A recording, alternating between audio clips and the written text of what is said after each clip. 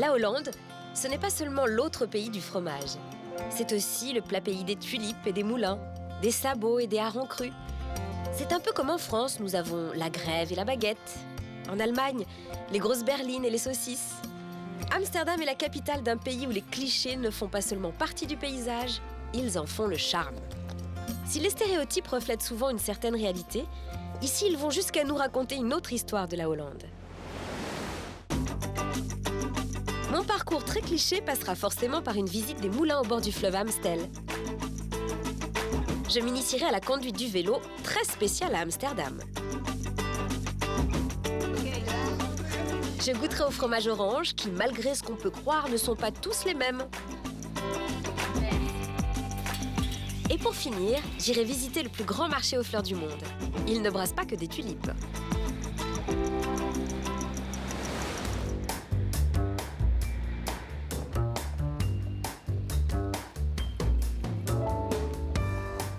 Je commence ma journée à la terrasse d'un petit café. J'ai rendez-vous avec Greg Shapiro. Cet Américain exilé à Amsterdam a une vision tendrement amusée des clichés hollandais. Et il est incollable sur les habitudes des Amstellodamois.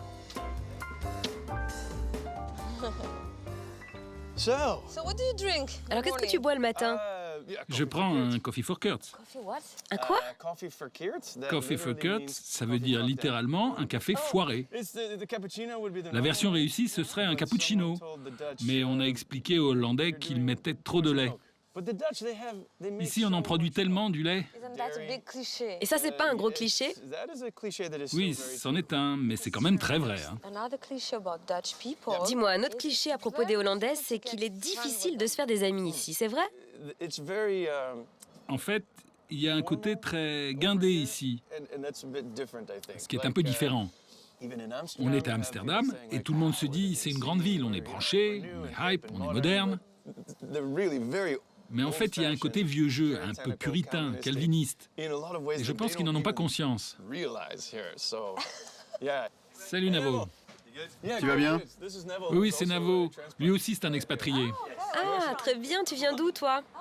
De Londres. Mais viens prendre un café avec nous. Ok, merci. On était en train de parler des clichés, de ceux qui sont vrais, et il y a un cliché selon lequel les Hollandais ne seraient pas très accueillants. Un jour, mes parents sont venus me voir et on a voulu aller au restaurant, tous les trois. Il était 18h et le resto était vide. Bonjour, on peut avoir une table pour trois? Non, tout est réservé à 21h. Oui, mais il est 18h, on a le temps de manger, de prendre un dessert et de partir d'ici là, non? Non, pas deux services en une soirée. Oui, c'est très bizarre. Parce que les Hollandais peuvent être très commerçants et orientés business par ailleurs. Mais en termes de service, c'est pas ça. C'est comme cette dame qui entre dans un magasin de chaussures qui ferme à 17h. Il est 16h30. Oh, j'adore ces bottes, je peux les essayer? Non, madame, on ferme. Mais quand? À 17h. Bon, alors je peux les essayer vite fait. Non, vous ne comprenez pas. On ferme le magasin. Je dois partir. Bon, alors je les achète, direct. Je les adore. Non, je ne veux pas de votre argent. Je voudrais que vous n'existiez même pas. Sortez d'ici. S'il y a bien un cliché qui semble se vérifier au premier coup d'œil dans les rues d'Amsterdam, c'est le nombre de bicyclettes. Précisément, on en compte 600 000, soit un peu plus d'un vélo par Amstellodamois, en âge de pédaler. 50% des déplacements intramuros se font à bicyclette. Et le code de la route prévoit ici que les vélos sont prioritaires sur tous les autres véhicules. Je demande à Greg de m'aider à en choisir un parmi toutes les déclinaisons que l'on trouve ici.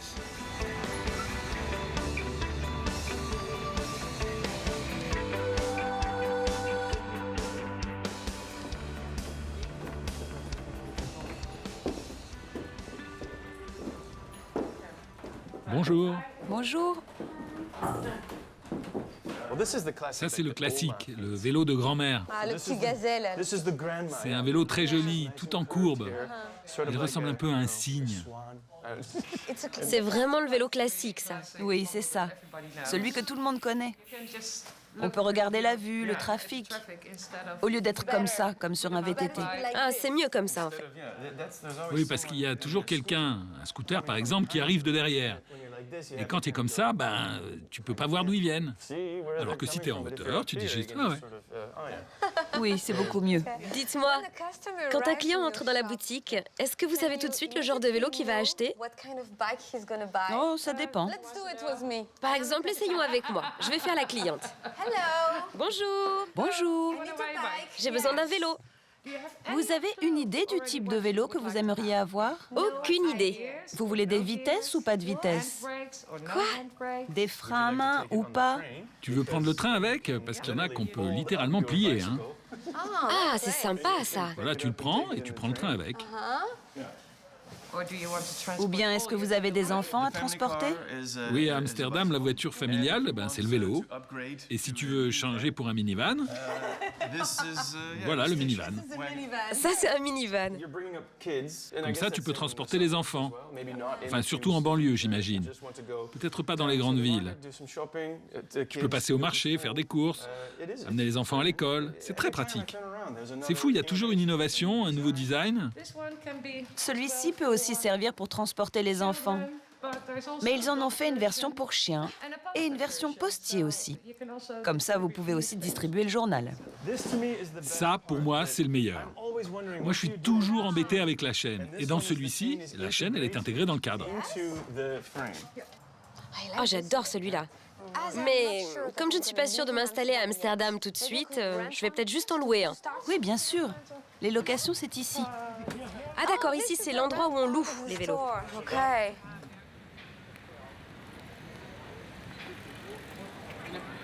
Alors, qu'est-ce que je dois savoir avant de me lancer? Si tu vois des vélos arriver par la droite, tu dois les laisser passer. Si c'est un scooter, même s'il arrive de l'autre côté, il ne s'arrêtera pas. C'est comme les tramways, il t'écraserait. Et si tu croises un groupe de vélos qui ont tous la même couleur, ce sont sûrement des touristes qui viennent d'Italie, d'Espagne ou même de France. Et ils ont sans doute fumé de l'herbe. Donc, si tu te demandes s'ils sont défoncés, la réponse est oui, probablement. Oh là là, c'est dangereux, dis donc. Fais attention aux camions et méfie-toi des tramways. Et si possible, quand tu vois un piéton marcher sur la piste cyclable, tu attends le dernier moment et tu klaxonnes comme ça.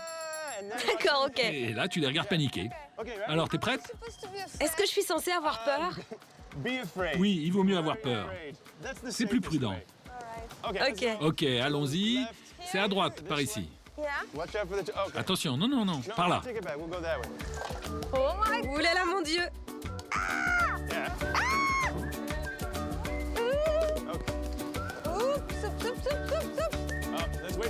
Attention au bus.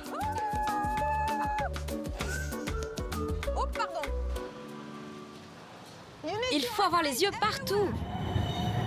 Un autre cliché ici, c'est qu'il pleut tous les jours. C'est très exagéré. En réalité, il ne pleut que 2 jours sur 3 en moyenne dans l'année.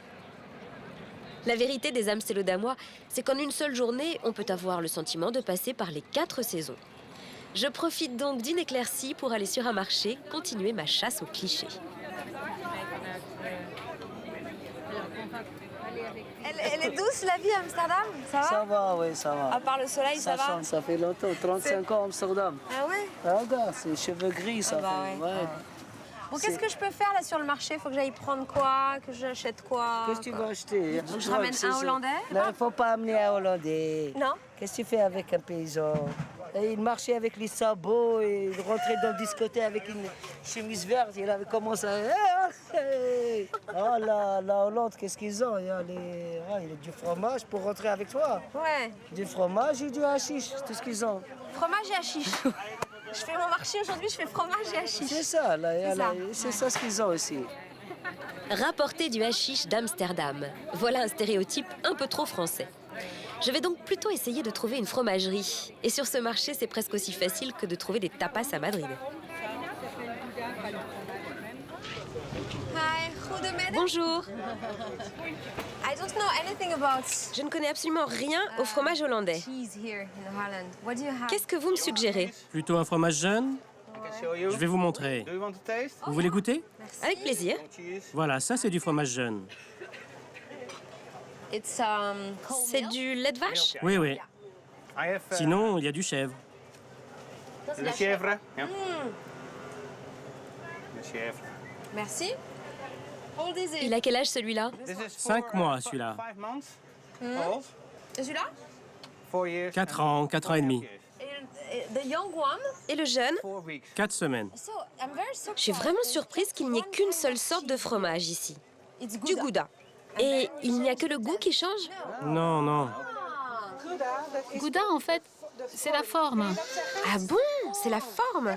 Tous les fromages qui ont cette forme, on les appelle Gouda. Et dites-moi, ils viennent d'où ces fromages? Le fromage de Beemster vient en fait de cette province de Hollande du Nord, d'où provient le lait aussi. Et la terre là-bas, en Hollande du Nord, est composée d'un type d'argile spécial, ce qui donne un goût très caractéristique au lait et donc au fromage.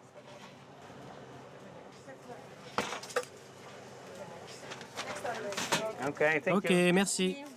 Au revoir. La Hollande, pays de fromage.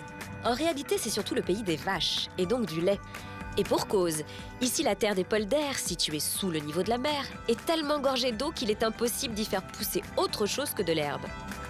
Les Hollandais ont donc élevé des vaches, et avant l'apparition du frigo, le seul moyen de conserver le lait, c'était d'en faire du fromage.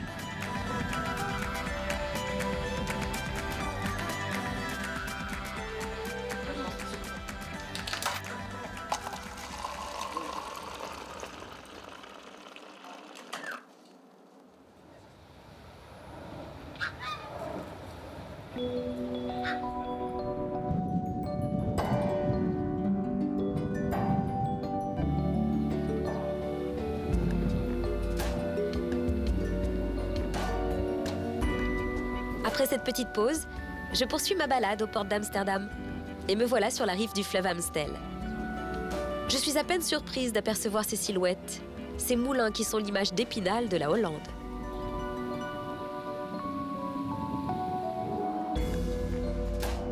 Bonjour, Bonjour. Enchanté. ravie.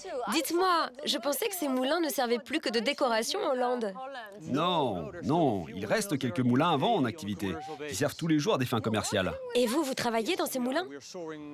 Oui, tout à fait. On scie des troncs pour en faire des planches et des poutres.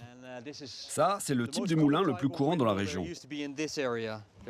Avant, il y avait 1 millier de moulins à vent dans cette petite région du nord d'Amsterdam.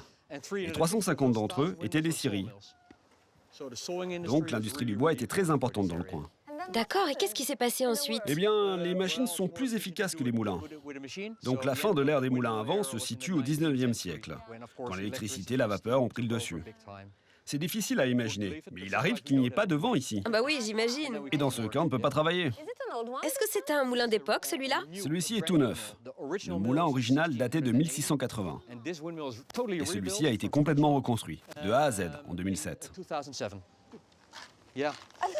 Ce sont des chaussures de sécurité typiquement hollandaises. Vous voulez essayer? Et vous portez ça toute la journée? Oui. Oh, disons, je pense que je pourrais les enfiler avec mes bottes. Non, non, non. Salut, moi c'est Emma. Enchanté. Bon, bah voilà, hein. Les clichés, on est en plein dedans. Les moulins, les sabots, les beaux mecs hollandais. Vous avez compris ça? Non, pas vraiment. Enfin, juste la dernière phrase. Ils sont frais en été, ils tiennent chaud en hiver, et on sent pas mauvais des pieds avec. C'est ce que dit ma femme, en tout cas. Ça sent bon ici. L'odeur du bois, hein.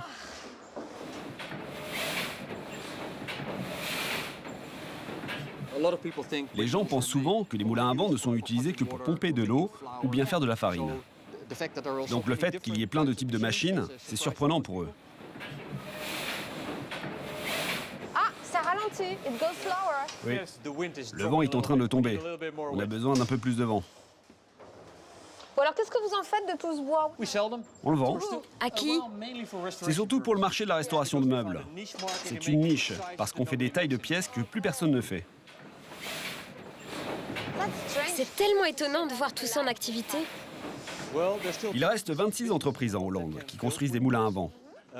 Celui-ci a été construit de la même façon qu'au XVIIe siècle, avec les mêmes outils, les mêmes techniques. Est-ce qu'on peut voir le mécanisme du moulin? Oui, si vous faites bien attention. D'accord, promis, je serai prudente.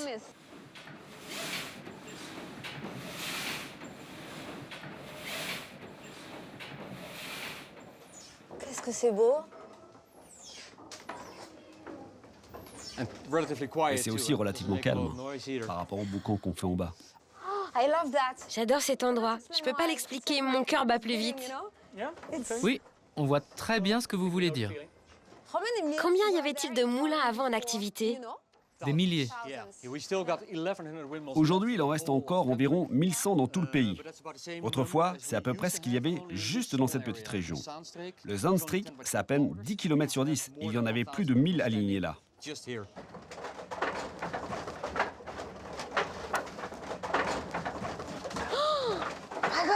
Oh mon Dieu! C'est puissant, hein? Oui, c'est exactement ce qu'on ressent quand on arrive. Cette puissance, c'est incroyable. Venez, on va dehors. Wow. Incroyable. And tell me guys, how Et did you dites-moi, have comment avez-vous eu l'idée de venir travailler dans des moulins? in those wheels? Bien. C'est quand même mieux que d'être assis derrière un bureau. Regardez autour de vous, c'est magnifique. Oui, c'est sûr. Et vous? What about you? Regardez comme vous êtes impressionnés. Oui, vraiment. Vous êtes impressionnés et moi aussi je suis impressionné. Ce que j'adore, c'est qu'avec ces machines, on a pu conquérir le monde. Chaque année, on pouvait construire plus de navires que la France et l'Angleterre réunis. Avec l'invention de ce type de scierie en 1620, ils construisaient 1000 navires par an dans la région. Incroyable. La marine marchande hollandaise, elle a fait la richesse d'Amsterdam au XVIIe siècle, le siècle d'or. En fait, c'était donc les moulins qui étaient derrière ces bateaux. Halop, halop, haal de vang nou op. Halop, halop, wat heeft die mooie haren. Halop, halop, haal de vang nou op. Hello. Bonjour, bienvenue. Merci. Moi, c'est Pete. Moi, Emma. Alors, je suis le meunier de ce moulin. Ici, nous produisons de la pierre calcaire et aussi des pigments qui sont utilisés dans la peinture.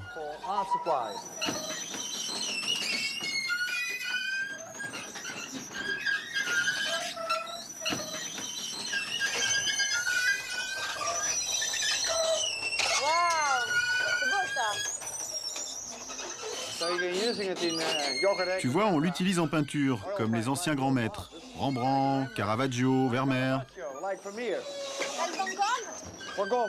Oui, aussi Van Gogh, oui. Allez, on sort, je viens avec toi. Allons-y.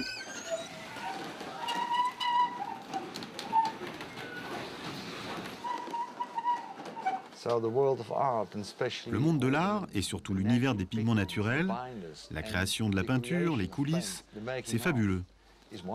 Plus personne n'apprend ça aujourd'hui. On achète la peinture toute faite en magasin, c'est chimique. Et nous, on essaie d'apporter les pigments naturels aux grands maîtres. Les grands maîtres d'aujourd'hui, en 2011. Quelle est la spécificité d'un pigment fabriqué avec votre méthode? On peut acheter de la craie partout dans le monde. Mais ça, ce sont des pigments naturels. Ça a vraiment le pouvoir de la nature.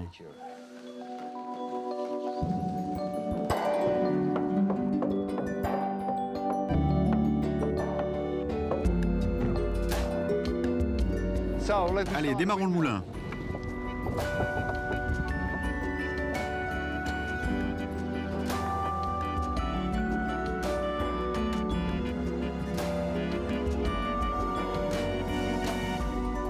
Qu'est-ce que ça va vite? C'est ça le pouvoir de la nature. Rembrandt, Vermeer, ces noms me font rêver. Dans ces moulins, c'est une autre histoire de la Hollande qui se raconte. Déjà, au XVIIe siècle, c'est la maîtrise des ressources énergétiques qui a fait de la Hollande le pays le plus riche d'Europe.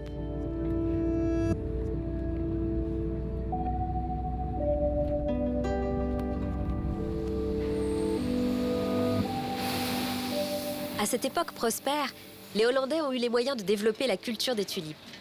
Et c'est aujourd'hui, aux portes d'Amsterdam, qu'on trouve le plus grand marché floral du monde. J'y rencontre Nathalie, une Française qui m'invite dans ce lieu unique où s'écrit chaque jour le destin de millions de fleurs. Allez-y. Donc voilà, vous vous trouvez dans le plus grand marché aux fleurs du monde.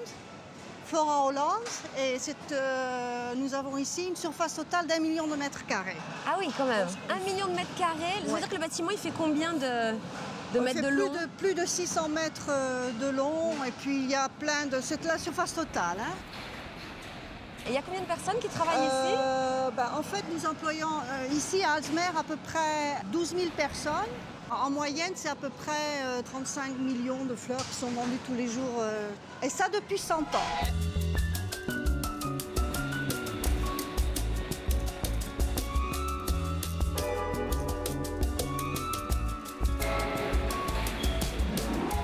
Et les tulipes, elles viennent toutes de Hollande ou pas? Pratiquement, oui. C'est ultra moderne. Quand est-ce que ça a été bâti, tout ça? Ce bâtiment date du début des années 70. Qu'est-ce que c'est que ça? Donc ça, c'est la salle de vente. Voilà. C'est pas possible. Donc c'est là que se trouvent les acheteurs. C'est là que se fait la vente au cadran. Hein. Ça veut dire quoi, la vente au cadran? La vente au cadran, c'est... On connaît les enchères d'œuvres d'art, d'antiquité, etc. Ou les prix montent? Les prix montent. Ouais. Mais ça prend trop de temps. D'accord. Parce que c'est un produit périssable, donc il faut que ça aille vite. Donc le moyen le plus rapide, disons, ce sont les enchères dégressives. Ça veut dire qu'on part d'un prix maximum qui est fixé à l'avance, et de ce prix-là, on redescend vers zéro. Et pour ça, on utilise un cadran. C'est pour ça qu'on appelle ça la vente au cadran. Alors eux, c'est des acheteurs? Ils sont acheteurs, ils sont employés par des sociétés d'exportation, de grossistes. Ils sont très souvent, ils sont spécialistes. Ils sont des grosses sociétés, donc ils ont un acheteur qui est spécialiste des roses, un acheteur qui est spécialiste des tulipes, un autre qui est spécialiste des lys, par exemple. D'accord. On peut pénétrer dans la salle? Bien sûr, oui, on va entrer. Bon. On nous appelle toujours Wall Street de la fleur, mais la comparaison s'arrête au bruit. Parce qu'ici, on entend vraiment tomber une aiguille. C'est super studieux ici. Oui, très très calme. C'est drôle. Ouais.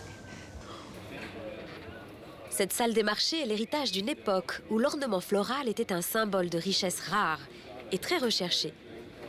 La spéculation autour des tulipes était délirante, à tel point que le prix d'un bulbe pouvait atteindre des sommets jusqu'à 20 fois le salaire annuel d'un artisan. Bien sûr, ce cours a fini par s'effondrer brutalement, ruinant de nombreux investisseurs et fragilisant toute l'économie. C'est ainsi qu'en 1637, les Néerlandais ont subi la première crise boursière de l'histoire. Alors une fois qu'ils ont acheté leur lot, qu'est-ce qui se passe ici? À la sortie de la salle de vente, il y a une imprimante et l'imprimante va donner pour chaque transaction un bon de distribution. C'est un bon comme ça. De cette façon, on sait de la coupe chez le producteur dans la serre à la destination finale, c'est-à-dire le fleuriste, n'importe où dans le monde, on peut retracer tout le trajet suivi par cette fleur. C'est hyper high-tech tout ça. Heureusement qu'il reste les fleurs. L'année dernière, on a vendu presque 10 milliards de tiges de fleurs. Sur ces 10 milliards, il y en avait à peu près un tiers, disons, du volume. Ce sont les roses, parce que la rose, c'est vraiment la fleur, universellement la fleur la plus populaire. En deuxième place, ce sont les tulipes. Je crois que nous avons vendu autour de 600-700 millions de tulipes. Nous avons quand même 3/4 de la marchandise qui est produite aux Pays-Bas et 1/4, 25% de marchandises qui est produite dans d'autres pays de production. Donc l'Afrique, l'Israël, l'Équateur. Mais l'Afrique, par exemple, c'est pas du tout un pays qui produit de la fleur. Ce sont des producteurs néerlandais qui se sont installés là-bas en Afrique à cause du climat. Puisqu'ici, on est obligé d'éclairer les serres, de les chauffer. Bon, ça, ce sont des conditions qui sont là-bas météorologiques, ce sont des conditions naturelles, voilà.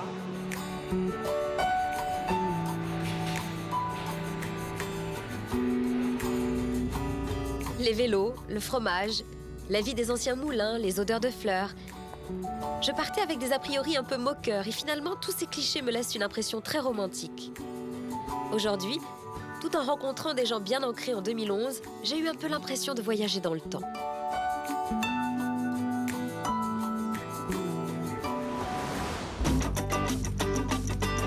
Demain, je ferai le tour d'Amsterdam la Verte. Ici, l'écologie n'est pas un vain mot. Je visiterai la plus grande usine de recyclage de déchets au monde. J'irai rencontrer les habitants d'un écoquartier au cœur de la ville. et j'apprendrai tout sur les écosystèmes urbains.